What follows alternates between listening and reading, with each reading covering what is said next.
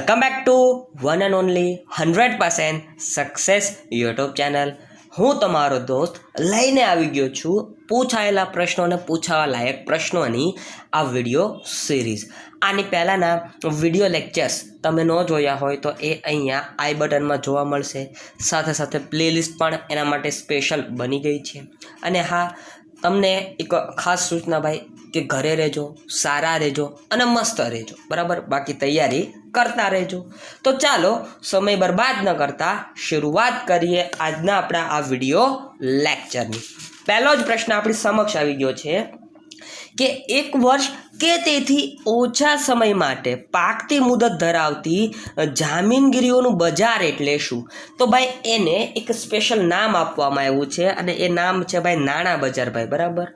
Finance બજાર, બરાબર. Finance શું કહેવાય એને? ફિનાન્સ માર્કેટ, બરાબર. એ ફરીવાર ભાઈ 1 વર્ષ કે તેથી ઓછા સમય માટે ભાઈ 1 વર્ષ કે તેથી ઓછા સમય માટે જે પાકતી મુદત ધરાવતી જામીનગીરીઓનું બજાર હોય એને નાણાં બજાર કહેવામાં આવે. એને શું કહેવાય? નાણાં બજાર કહેવામાં આવે છે.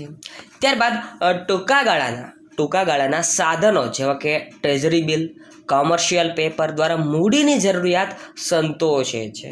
કોણ ભાઈ? આવું સંતોષ કોણ આપે? તો નાણાં બજાર, બરાબર. કેપિટલ માર્કેટ, નાણાં બજાર એટલે કે ફિનાન્સ માર્કેટ, બરાબર. એ શું કરે છે? તો ટૂંકા ગાળાના સાધનો જેવા કે ટ્રેઝરી બિલ, કોમર્શિયલ પેપર દ્વારા મૂડીની જરૂરિયાતને સંતોષે છે. ત્યારબાદ ત્રીજો પ્રશ્ન, સમગ્ર વિશ્વમાં નાણાં બજાર માટે નાણાકીય સાધનનું કયું ઘટક મહત્વનું છે, જરૂરી છે? આવો પ્રશ્ન છે. તો ટ્રેઝરી બિલ એ સમગ્ર વિશ્વ માટે ભાઈ નાણાં બજારનું એક જરૂરી એવું મહત્વનું શું કહેવાય એને? ઘટક કહેવાય, બરાબર. સાધન કહેવાય ભાઈ. પૂછાય, આવા પ્રશ્નો પૂછાય. ત્યારબાદ ચોક્કસ રકમ પૂરેપૂરી ચૂકવવાનો બિનશરતી હુકમ છે. કોને આવું કહેવામાં આવે ભાઈ? તો કોમર્શિયલ બિલને આવું કહેવામાં આવે. શું કહેવામાં આવે? ચોક્કસ રકમ પૂરેપૂરી ચૂકવવાનો બિનશરતી, બરાબર, શરત વગરનો જે હુકમ છે ભાઈ એને કોમર્શિયલ બિલ કહેવામાં આવે છે. રિઝર્વ બેંક ઓફ ઇન્ડિયા એટલે કે આરબીઆઈ દ્વારા સૌપ્રથમ વખત કોમર્શિયલ પેપર બહાર પાડવામાં આવ્યા હતા. ક્યારે ભાઈ? એની સાલવારી પૂછી તો 1990, બરાબર. 1990 ભાઈ કોમર્શિયલ પેપર અથવા કોમર્શિયલ બિલ બહાર પાડવામાં આવ્યા હતા. કોના દ્વારા ભાઈ? આરબીઆઈ દ્વારા, રિઝર્વ બેંક ઓફ ઇન્ડિયા દ્વારા સૌ પ્રથમ વખત ભાઈ કોમર્શિયલ પેપર બહાર પાડવામાં આવ્યા હતા. ક્યારે? 1990, બરાબર. ત્યારબાદ ભારતના સૌથી જૂના અને પ્રથમ શેર બજારની સ્થાપના ક્યારે થઈ હતી? ભાઈ બોમ્બે સ્ટોક એક્સચેન્જની વાત થાય છે. સૌથી જૂનું છે ભારતનું, બરાબર. તો 1875 બોમ્બે સ્ટોક એક્સચેન્જની ભાઈ સ્થાપના થઈ હતી, બરાબર. શેરબજારની સ્થાપના થઈ હતી. પ્રથમ શેરબજારની સ્થાપના બોમ્બે સ્ટોક એક્સચેન્જ ભાઈ. પૂછાય, આવો પ્રશ્ન પૂછાય ભાઈ એટલા માટે, કારણ કે આ આઈએમપી છે અને આ પ્રશ્ન રિપીટ પણ થાય છે એટલા માટે કહું છું. 7મો પ્રશ્ન કંઈક આવો છે કે નાણાંની નજીકની અવેજી ધરાવતી નાણાકીય અસ્કામતો કે સાધનોનું બજાર એટલે શું? તો 7મા પ્રશ્નનો સાચો જવાબ નાણાં બજાર આવે. શું આવે ભાઈ? નાણાં બજાર, ફિનાન્સ માર્કેટ, બરાબર ભાઈ. ફિનાન્સ માર્કેટ ભાઈ એ એનો સાચો જવાબ બને છે. શું કામ? કારણ કે ભાઈ નજીકની અવેજ કીધી, નાણાંની નજીકની અવેજ ધરાવતી નાણાકીય અસ્કામતો અને સાધનોનું બજાર કીધું એટલા માટે ભાઈ. યાદ રાખજો, આવા પ્રશ્નો પૂછાય. 8મો પ્રશ્ન, કયા બજારમાં અગાઉ બહાર પાડવામાં આવેલી તેવી હયાત જામીનગીરીઓના સોદા થાય છે ભાઈ? 8મા પ્રશ્નનો સાચો જવાબ છે ગૌણ બજારમાં. કયા બજારમાં ભાઈ? ગૌણ બજારમાં આવી ઘટનાઓ ઘટતી હોય. શેની ભાઈ? તો અગાઉના જે બહાર પાડવામાં આવેલી હયાત હોય એવી જામીનગીરીઓના સોદા, ખરીદ વેચાણ, બરાબર, એ ભાઈ ગૌણ બજારમાં કરવામાં આવે છે. યાદ રાખો. ત્યારબાદ લાંબા ગાળાની જામીનગીરીઓનું બજાર છે. કોણ ભાઈ? લાંબા ગાળાની જામીનગીરીનું બજાર તો મૂડી બજાર ભાઈ, કેપિટલ માર્કેટ એ લાંબા ગાળાની જામીનગીરીઓનું શું છે ભાઈ? બજાર છે, બરાબર. લાંબા ગાળાની જામીનગીરીઓની ખરીદ વેચાણ કરવા માટેનું આ બજાર છે. ત્યારબાદ 10મો પ્રશ્ન, એ એવું સંગઠિત બજાર છે કે જે સમાજની બચતોને ઔદ્યોગિક સાહસો માટે લાંબા ગાળાની મૂડી ભંડોળનું પ્રાપ્તિ સ્થાન છે. ભાઈ 10મો પ્રશ્નનો સાચો જવાબ આવે છે ફરીવાર મૂડી બજાર. શું સાચો જવાબ આવે? મૂડી બજાર, બરાબર. કેપિટલ માર્કેટ એ એનો સાચો જવાબ બની રહ્યો છે. ત્યારબાદ ભારતના નાણાકીય માળખાને મુખ્યત્વે કેટલા ભાગમાં વહેંચવામાં આવ્યું હોય? બરાબર, તો એને 2 ભાગમાં વહેંચવામાં આવ્યું હોય. કેટલા ભાગમાં? ભાઈ 2 ભાગમાં વહેંચવામાં આવેલું હોય. ત્યારબાદ નાણાં બજારમાં મુખ્યત્વે કેટલા પક્ષકારો હોય છે? તો ભાઈ નાણાં બજારમાં મુખ્યત્વે 2 પક્ષકારો હોય. કેટલા પક્ષકારો હોય? 2 પક્ષકારો હોય છે. મૂડી બજારને કેટલા ભાગોમાં વિભાજિત કરવામાં આવે છે? આવો પ્રશ્ન છે. તો ભાઈ મૂડી બજારને 2 ભાગોમાં વિભાજિત કરવામાં આવે છે ભાઈ, બરાબર. કેપિટલ માર્કેટના પણ 2 ટાઈપ પડે છે, તો એ પણ યાદ રાખવા. 14મો છે કે ઔપચારિક નાણાકીય માળખું કેટલા ઘટકોનું બનેલું છે? ભાઈ ઔપચારિક નાણાકીય માળખું પૂછ્યું ભાઈ, એ કેટલા ઘટકોનું બનેલું છે? તો એ 4 ઘટકોનું બનેલું છે. કેટલા ભાઈ? 4 ઘટકોનું બનેલું જોવા મળે છે. 15મો પ્રશ્ન આવી ગયો. ટ્રેઝરી બિલ ભારત સરકાર વતી કોણ બહાર પાડે? તો ભાઈ RBI, reserve bank of India, બરાબર. Reserve bank of India. ભાઈ RBI એ ટ્રેઝરી બિલ ભારત સરકાર વતી બહાર પાડતી હોય. કોના વતી બહાર પાડે? આવો પ્રશ્ન પૂછાય તો યાદ રાખવું કે ભારત સરકાર વતીથી RBI ટ્રેઝરી બિલ બહાર પાડતી હોય છે, બરાબર. ટ્રેઝરી બિલ બહાર પાડવાનું કામ RBIનું છે. ત્યારબાદ નાણાં બજારમાં પૂરતી તરલતા જાળવવા માટે વ્યાજના દરમાં જરૂરિયાત અનુસાર ફેરફાર કરી શકે છે, બરાબર. તો એ કોણ કરી શકે છે ભાઈ? તો એ પણ RBI જ કરી શકે. રિઝર્વ બેંક ઓફ ઇન્ડિયા દ્વારા જ ભાઈ આવું થઈ શકે છે. 17મો પ્રશ્ન.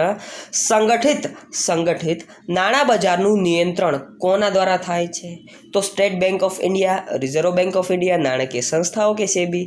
તો ભાઈ આમાં પણ આપણી RBI જ આવે. કોણ આવે? RBI, બરાબર. રિઝર્વ બેંક ઓફ ઇન્ડિયા દ્વારા જ ભાઈ નાણાકીય બજારનું નિયંત્રણ થતું જોવા મળે છે.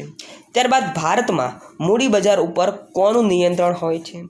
તો ભારતમાં મૂડી બજાર ઉપર કીધું ભાઈ, તો મૂડી બજાર ઉપર વાત આવે ને કેપિટલ માર્કેટ, જેમાં NPS, national pension service scheme, બરાબર.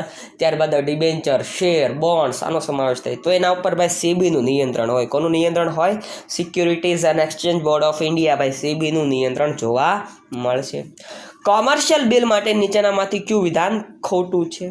ભાઈ સરકારી જામીનગીરી છે, આ વિધાન સદંતર અહીં ખોટું બતાય છે ભાઈ, બરાબર. યાદ રાખો, કોમર્શિયલ બિલ માટે નીચેનામાંથી કયું વિધાન ખોટું છે? તો સરકારી જામીનગીરી છે, આ વિધાન ખોટું છે. ત્યારબાદ 20મો પ્રશ્ન આપણી સમક્ષ આવી ગયો છે કે નવી બહાર પાડવામાં આવતી જામીનગીરીઓના વેચાણનું બજાર એટલે? તો 20મા પ્રશ્નનો સાચો જવાબ આવે છે પ્રાથમિક બજાર. ભાઈ કેવું બજાર? પ્રાથમિક બજાર. ભાઈ આ પ્રશ્ન પૂછાય, યાદ રાખો. ટેક્સ્ટ બુક આધારિત છે એટલા માટે. ત્યારબાદ 1956ના જામીનગીરી કરાર નિયમન ધારા અન્વયે શેર બજારોની કોની મંજૂરી લેવી પડે છે? ભાઈ શેર બજારમાં કોની મંજૂરી લેવી પડે? તો કેન્દ્ર સરકારની મંજૂરી લેવી પડે ભાઈ, બરાબર. સેન્ટ્રલ ગવર્મેન્ટની પરમિશન જરૂરી છે ભાઈ, એવું કે છે. કયો ધારો? 1956નો જામીનગીરી કરાર નિયમન ધારા અન્વયે, બરાબર. ત્યારબાદ ડિપોઝિટરી ધારો કયા વર્ષમાં અમલમાં આવ્યો? તો 1996 ભાઈ. ડિપોઝિટરી ધારો 1996માં અમલમાં આવ્યો. ક્યારે અમલમાં આવ્યો? 1996માં અમલમાં આવ્યો. ત્યારબાદ ડિપોઝિટરીએ તેની કામગીરી શરૂ કરતા પહેલાં કોની પાસેથી નોંધણીનું પ્રમાણપત્ર મેળવવું પડે છે? ભાઈ નોંધણીનું પ્રમાણપત્ર મેળવવું હોય તો તમે જાણો છો સેબી પાસેથી મેળવવું પડે, કારણ કે ભાઈ શેની વાત કરવાની છે? ડિપોઝિટરી, બરાબર. એની કામગીરી શરૂ કરવી હોય ને ત્યારે નોંધણીનું પ્રમાણપત્ર મેળવવાનું હોય, અને જે નોંધણીનું પ્રમાણપત્ર કોણ? સેબી દ્વારા આપવામાં આવે. 24મો પ્રશ્ન છે કે જામીનગીરીઓના ખરીદ વેચાણમાં કેટલા પ્રકારના ઓર્ડર હોય છે? તો 2 પ્રકારના ઓર્ડર હોય. કેટલા ભાઈ? 2 પ્રકારના ઓર્ડર્સ જોવા મળે છે। ત્યારબાદ ભારતમાં હાલમાં કેટલી ડિપોઝિટરી સંસ્થાઓ છે? તો હાલમાં ભારતમાં 2 ડિપોઝિટરી સંસ્થાઓ છે। આમ તો 3 છે, પણ ટેક્સ્ટ બુક આધારિત છે, એમાં 2 આપેલી છે, એટલે અહીં આપણે 2 માન્ય ગણવી જોઈએ। ત્યારબાદ જામીનગીરીઓના ખરીદ વેચાણની પ્રક્રિયાનો વિધિ એટલે કે પ્રથમ તબક્કો કયો છે? આવો પ્રશ્ન છે। તો ડીમેટ ખાતું ખોલાવવું ભાઈ, ડીમેટ એકાઉન્ટ ઓપન કરવું એ એની પ્રક્રિયાનો પ્રથમ તબક્કો કહેવાય। ત્યારબાદ 1 દિવસની લોન એટલે કોલ મની, 1 દિવસની લોન એટલે કોલ મની, બરાબર, તાત્કાલિક ભાઈ કોલ મની, ફોન કરો તમને મની મળે એ કોલ મની, બરાબર, આવું ભાઈ બેંક કરે હો, આપણે ન કરવાનું હોય। હા, ભારતમાં સેબીની મુખ્ય ઓફિસ ક્યાં આવેલી છે? ભાઈ સેબીની મુખ્ય ઓફિસ પૂછી તો સેબીની મુખ્ય ઓફિસ ભાઈ બોમ્બે, મુંબઈમાં આવેલી છે, બરાબર, ક્યાં આવેલી છે? મુંબઈમાં આવેલી છે ભાઈ, મહારાષ્ટ્રમાં, બરાબર। ત્યારબાદ 29મો પ્રશ્ન, રોકાણકારે ડિપોઝિટરીની સેવા પ્રાપ્ત કરવા માટે કોની સમક્ષ ડીમેટ ખાતું ખોલાવવું પડે છે? તો ડિપોઝિટરી પાર્ટિસિપેન્ટ સમક્ષ ભાઈ એનું ખાતું ઓપન કરાવવું પડે છે। સેબી કયા કાયદાથી અસ્તિત્વમાં આવેલી છે? તો સેબી એક્ટ આવ્યો હતો, બરાબર, 1991 બરાબર, 1991 ભાઈ આ સાલવારી દરમિયાન આ સેબી એક્ટ કાયદો આવ્યો હતો। હવે આમાં કન્ફ્યુઝ ન થતા, બરાબર, પસાર આ વર્ષમાં લાગુ આ વર્ષમાં, એટલા ભાઈ હું આ રીતના તમને સમક્ષ રજૂ કરતો હોઉં છું, બરાબર, યાદ રાખજો, આ બધી ડિટેલ્સ પૂછાઈ શકે। ત્યારબાદનો પ્રશ્ન કંઈક આવો છે કે તૈયાર માલને રક્ષણ આપવાની વાત છે ભાઈ, તૈયાર માલને રક્ષણ આપવું અને ગ્રાહકોમાં આકર્ષણ ઊભું કરવાનું કાર્ય કરે છે। કોણ આ કાર્ય કરે છે ભાઈ? તમે જાણતા હશો, આ ગ્રાહક સુરક્ષા, બરાબર, ગ્રાહક સુરક્ષા ધારો અને બજાર પ્રક્રિયા આ બંનેનું મિશ્રણનું યુનિટ છે, એમાં આવા પ્રશ્નો જોવા મળે છે, બરાબર। વાણિજ્ય વ્યવસ્થાના સંચાલન ધોરણ 11 અને 12ની ફૂલ મોસ્ટ આઈએમપી ભાઈ એમાંથી પ્રશ્નો નીકળે, અને ખાસ ડિપોઝિટરીની જે પણ યુનિટ આપેલા છે એમાંથી ખાસ પ્રશ્નો નીકળતા હોય। આ પ્રશ્નનો જવાબ જોઈએ, તૈયાર માલને રક્ષણ આપવાનું અને ગ્રાહકોમાં આકર્ષણ ઊભું કરવાનું કાર્ય કોણ કરે છે? તો ભાઈ માલનું પેકિંગ કરે છે ભાઈ, તમે જેમ માલનું પેકિંગ કરો આકર્ષક રીતે, બરાબર, એવી જ રીતે એનું વધારે આકર્ષણ ઉદ્ભવે છે, ગ્રાહકોને એમ થાય કે નહીં આમાં કંઈક નવીન હશે એટલે એ લેવા આકર્ષાય, બરાબર, પ્રેરાય, આવું બાળકોમાં વધારે જોવા મળે। આ બધું માર્કેટિંગ છે મિત્રો। કિંમત નિર્ધારણમાં સૌથી મહત્વની બાબત જે તે પેદાશની શું છે ભાઈ? તો ગુણવત્તા છે ભાઈ, બરાબર, ગુણવત્તા। Quantity and quality is most important for things, બરાબર, વસ્તુ માટે ભાઈ, પેદાશ માટે ગુણવત્તા એ ખૂબ જ જરૂરી બાબત છે ભાઈ, ગુણવત્તા હોય ને તો જ વસ્તુ તમારી ખરીદાય, વેચાય, બરાબર। આગળ વધીએ, ત્રીજો પ્રશ્ન આવી ગયો છે, એવી પ્રક્રિયા છે કે જેમાં માલ કેવો હોવો જોઈએ તેના ધારાધોરણો નક્કી કરવામાં આવે છે ભાઈ। આ માટે છે માલનું પ્રમાણીકરણ, ભાઈ શું આવે આનો સાચો જવાબ? માલનું પ્રમાણીકરણ, જેમાં શું કરવામાં આવે ફરીવાર? તો જેમાં ભાઈ ધારાધોરણો નક્કી કરવામાં આવે, બરાબર, માલના ધારાધોરણો ફિક્સ કરવામાં આવે, નક્કી કરવામાં આવે, અને માલનું પ્રમાણીકરણ કહેવામાં આવે છે। ચોથો પ્રશ્ન આપણી સમક્ષ આવી ગયો છે, બજાર સંચાલનમાં બજાર મિશ્ર એટલે શું? તો બજાર મિશ્રની વાત છે ભાઈ, તો બજાર મિશ્ર એટલે પેદાશ, કિંમત, અભિવૃદ્ધિ અને વિતરણ, ભાઈ ફરીવાર પેદાશ, કિંમત, અભિવૃદ્ધિ અને વિતરણનો સમાવેશ શેમાં થાય? બજારીય સંચાલનમાં જે બજાર મિશ્ર આવે છે ભાઈ, માર્કેટિંગ મિક્સ જેને કહેવાય, એમાં પેદાશ, કિંમત, અભિવૃદ્ધિ અને વિતરણનો સમાવેશ થાય છે। પાંચમો પ્રશ્ન આવી ગયો, બજારીય વિભાવનામાં કોણ કેન્દ્ર સ્થાને હોય છે? તો ભાઈ ગ્રાહક કેન્દ્ર સ્થાને હોય। કોણ ભાઈ? ગ્રાહક એ કેન્દ્ર સ્થાને હોય। Customer is most important and customer is a king of market, તમે જાણો છો આ બધા સૂત્ર, બરાબર, અને આ બધા સાકાર પણ છે ભાઈ। આગળ વધીએ, છઠ્ઠો પ્રશ્ન, એવી યુક્તિઓનો સમૂહ છે જે દ્વારા ગ્રાહકનું પેદાશ માટે ત્વરિત આકર્ષણ ઊભું થાય અને પેદાશનું વેચાણ થાય। તો ભાઈ આમાં સાચો જવાબ શું આવે છે ભાઈ? વેચાણ વૃદ્ધિ। શું સાચો જવાબ આવે? વેચાણ વૃદ્ધિ, બરાબર, વેચાણ વૃદ્ધિ એનો સાચો જવાબ આવે છે। બ્રાન્ડિંગનો મુખ્ય ઉદ્દેશ કયો છે ભાઈ? બ્રાન્ડિંગ, બરાબર, તો ભાઈ બ્રાન્ડિંગનો મુખ્ય ઉદ્દેશ છે હરીફોની પેદાશથી પોતાની પેદાશને અલગ બતાવવાનો અથવા બનાવવાનો। ફરીવાર ભાઈ બ્રાન્ડિંગનો મુખ્ય ઉદ્દેશ તો હરીફોની પેદાશોથી પોતાની પેદાશ અલગ બનાવવાનો એનો મુખ્ય ઉદ્દેશ છે. 8મો પ્રશ્ન જોઈએ. જ્યારે ઉત્પાદક ગ્રાહકને સીધું વેચાણ કરતો હોય ત્યારે કેટલી સપાટીવાળી વિતરણ વ્યવસ્થા ઊભી થઈ એમ કહેવાય? તો ભાઈ આનો સાચો જવાબ આવે છે 0. કેટલી? 0 વિતરણ વ્યવસ્થા ઊભી થઈ આવું કહેવામાં આવે છે, કારણ કે ભાઈ સીધું ગ્રાહકને વેચાણ કરે છે એટલા માટે. 9મો પ્રશ્ન આવી ગયો કે અભિવૃદ્ધિ દ્વારા શું કરવામાં આવે? તો વેચાણ વધારવામાં આવે. અભિવૃદ્ધિ દ્વારા શું થાય? વેચાણમાં ભાઈ વધારો કરવામાં આવે, વેચાણને ઇન્ક્રીઝ કરવાનો પ્રયત્ન કરવામાં આવતો હોય. ત્યારબાદ વ્યક્તિગત વેચાણમાં વેચાણકર્તા કયું કાર્ય કરે છે? તો યાદ રાખો કે સંભવિત ગ્રાહકોને પેદાશનું નિર્દેશન કરે છે. સંભવિત ગ્રાહકોને પેદાશનું નિર્દેશન કરવાનું કામ કરે છે. ભાઈ વ્યક્તિગત વેચાણમાં વેચાણકર્તા દ્વારા આવું કામગીરી કરવામાં આવતી હોય. 11મો પ્રશ્ન આપણી સમક્ષ આવી ગયો. વેચાણ વૃદ્ધિની પ્રયુક્તિઓને કારણે કઈ પરિસ્થિતિનું નિર્માણ થાય છે? તો ભાઈ ગ્રાહક પેદાશને ખરીદવા તાત્કાલિક પ્રેરાય છે. આવી પરિસ્થિતિનું નિર્માણ વેચાણ વૃદ્ધિની પ્રયુક્તિઓના કારણે થાય. વેચાણ વૃદ્ધિની પ્રયુક્તિઓના કારણે આવું વાતાવરણ સર્જાતું હોય છે. ત્યારબાદ 12મો પ્રશ્ન. પેદાશની માંગ સાથે પેદાશની કિંમત ખાલી જગ્યા સંબંધ ધરાવે છે. તો કેવો સંબંધ? ભાઈ વ્યસ્ત સંબંધ ધરાવે છે. ભાઈ કેવો સંબંધ? વ્યસ્ત સંબંધ ધરાવે છે. ત્યારબાદ નીચેનામાંથી કયું કાર્ય બજારકીય સંચાલકનું છે?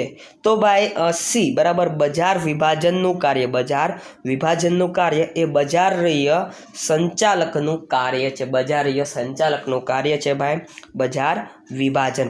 બજારના પાટ પાડવા, માર્કેટનું વિભાજન કરવું એની વાત છે. 14મો પ્રશ્ન આવી ગયો છે કે વધુ પડતા જાહેરાત ખર્ચના કારણે શું થાય? તો પેદાશની કિંમતમાં વધારો થાય. ભાઈ પેદાશની કિંમતમાં શું થાય? ભાઈ ઇન્ક્રીઝિંગ જોવા મળે, વધારો જોવા મળતો હોય છે. 15મો પ્રશ્ન આપણી સમક્ષ આવી ગયો છે કે બજાર સંચાલનની કઈ વિભાવનામાં ગ્રાહકોને આકર્ષવા અને પેદાશ ખરીદવાનો સીધો કે આડકતરો અનુરોધ કરવામાં આવે છે? તો 15મા પ્રશ્નનો સાચો જવાબ આવે છે વેચાણ વિભાવનાઓ. વેચાણ વિભાવનાઓમાં આવું જોવા મળે છે. 16મો પ્રશ્ન. કયા ખ્યાલને માર્કેટિંગનો ખ્યાલ કે વપરાશલક્ષી ખ્યાલ તરીકે પણ ઓળખવામાં આવે છે? તો ભાઈ બજારીય વિભાવના. બજારીય વિભાવનાને કેવો ભાઈ? માર્કેટિંગ બરાબર, માર્કેટિંગનો ખ્યાલ કે વપરાશલક્ષી ખ્યાલ તરીકે પણ ઓળખવામાં આવે છે. અલ્પ વિકસિત દેશોમાં કયા ખ્યાલ વધુ જોવા મળે છે? તો મિત્રો અલ્પ વિકસિત દેશો હોય ને ત્યાં ભાઈ ઉત્પાદન વિભાવનાનો ખ્યાલ વધુ પ્રમાણમાં જોવા મળે છે. ગુણવત્તા ઉપર વિશેષ ભાર મૂકવામાં આવતી બજાર સંચાલનની વિભાવના એટલે? ભાઈ 18મા પ્રશ્નનો સાચો જવાબ આવે છે પેદાશ વિભાવનાઓ. પેદાશ વિભાવનાઓ આ પ્રશ્ન પૂછાય. નીચેનામાંથી કયો ખ્યાલ વધુ આધુનિક માનવામાં આવે છે? તો 19મા પ્રશ્નનો સાચો જવાબ આવે છે બજારીય વિભાવના. બજારીય વિભાવનાનો ખ્યાલ વધુ આધુનિક માનવામાં આવે છે. 20મો પ્રશ્ન આપણે સમક્ષ આવી ગયો છે. જ્યારે ઉત્પાદક મર્યાદિત પેદાશોનું ઉત્પાદન કરતા હોય અથવા પેદાશ બજારમાં સર્વત્ર સ્વીકાર્ય હોય ત્યારે કયા પ્રકારની વિતરણ વ્યવસ્થા વધુ અનુકૂળ રહે છે? તો ભાઈ 20મા પ્રશ્નનો સાચો જવાબ છે 3 સપાટીની જે વિતરણ વ્યવસ્થા છે એ વધારે અનુકૂળ રહેતી હોય છે. પ્રત્યક્ષ વિતરણ વ્યવસ્થાને બીજા કયા નામે ઓળખવામાં આવે છે? તો ભાઈ 21મા પ્રશ્નનો સાચો જવાબ આવે છે શૂન્ય સપાટી વિતરણ વ્યવસ્થા. કેવી ભાઈ? શૂન્ય સપાટી વિતરણ વ્યવસ્થા તરીકે પણ એને ઓળખવામાં આવે છે. 22મો પ્રશ્ન. સામાજિક વિભાવના અંતર્ગત વિવિધ રાજ્યોએ કયા ટેક્સ પર ભાર મૂક્યો છે? તો ફેટ ટેક્સ ઉપર ભાર મૂક્યો છે. 23મો પ્રશ્ન. જાહેર સંપર્કમાં ધંધાકીય એકમ કે પેદાશ વિશે બધા જ સહભાગીઓ સમક્ષ હકારાત્મક વલણ ઊભું કરવાનો પ્રયાસ કરવામાં આવે છે. તો આ વિધાન કેવું છે? તો આ વિધાન મિત્રો સાચું છે. આ વિધાન સાચું છે. જાહેર સંપર્કમાં ધંધાકીય એકમ કે પેદાશ વિશે બધા જ સહભાગીઓ સમક્ષ હકારાત્મક વલણ ઊભું કરવામાં આવે છે જેથી ગ્રાહકો આકર્ષાય. બરાબર, એ વાત છે. તો મિત્રો આ સાથે મારી વાણીને હું વિરામ આપું છું. ફરી મળીશ નવા વિડીયોમાં. ત્યાં સુધી ઘરે રહો, મસ્ત રહો, સ્વસ્થ રહો.